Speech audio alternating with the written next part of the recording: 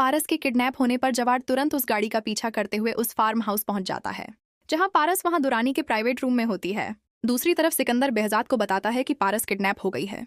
यह सुनकर बेहजाद को नदीम पर शक हो जाता है। उधर वहाब जबरदस्ती पारस का हाथ पकड़कर उसके साथ ज्यादती करने ही वाला होता है कि उसी वक्त जवार वहां पहुंच जाता है। पारस जवार को देखकर उसके सीने से लग जाती है। ये देखकर वहां जवार पर गोली चलाने ही वाला होता है कि तभी पीछे से सिकंदर आकर वहां पर गोली चला देता है। यह देखकर जवार पारस को बमहफूज घर ले आता है। यह देखकर बेहजाद अपनी एक फैक्ट्री जवार को गिफ्ट कर देता है और पारस को सीने से लगा लेता है। इसके बाद जवार अपने दोस्त को कॉल करके उस गाड़ी की नंबर प्लेट ट्रेस करने के लिए कहता है जिसमें पारस का किडनैप हुआ होता है। दूसरी तरफ इजाज रेशम और जवार की शादी की तारीख तय कर देता है। इस पर जवार बेहजाद से कहता है आप मेरी शादी में जरूर आना।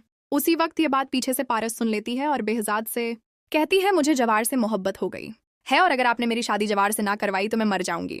उसी वक्त जवार आकर बेहजाद को बताता है कि पारस का किडनैप नदीम और आफताब ने करवाया था। यह सुनकर बेहजाद गुस्से में पुलिस को बुलाकर नदीम और आफताब को गिरफ्तार करवा देता है। इसके बाद बेहजाद शकूर की फैमिली को दोबारा अपने घर में रख लेता है। दूसरी तरफ जवार और रेशम की शादी का दिन आ जाता है। उसी वक्त मीर बेहजाद इजाज के पास जाकर उससे कहता है तुम मेरे बचपन के दोस्त हो, इसलिए अपने बेटे की शादी मेरी बेटी पारस से करवा दो। उसी वक्त ये बात पीछे से रेशम सुन लेती है और कमरे में जाकर जहर की गोलियां खा लेती है। उसी वक्त मरियम रेशम को बेहोश देखकर तुरंत जवार को बुलाती है। जवाहर तुरंत रेशम को अस्पताल ले जाता है और डॉक्टर रेशम को इमरजेंसी रूम में ले जाते हैं।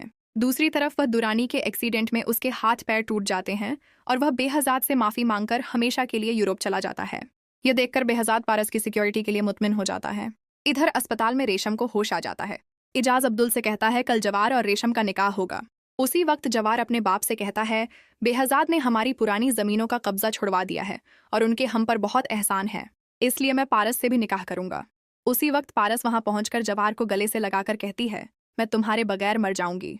यह देखकर इजाज मौलवी साहब को बुलवाकर रेशम और पारस का निकाह जवार के साथ पढ़वा देता है। इसके बाद जवार पारस के साथ उसके घर जाता है और उसे बहुत ज्यादा प्यार करता है।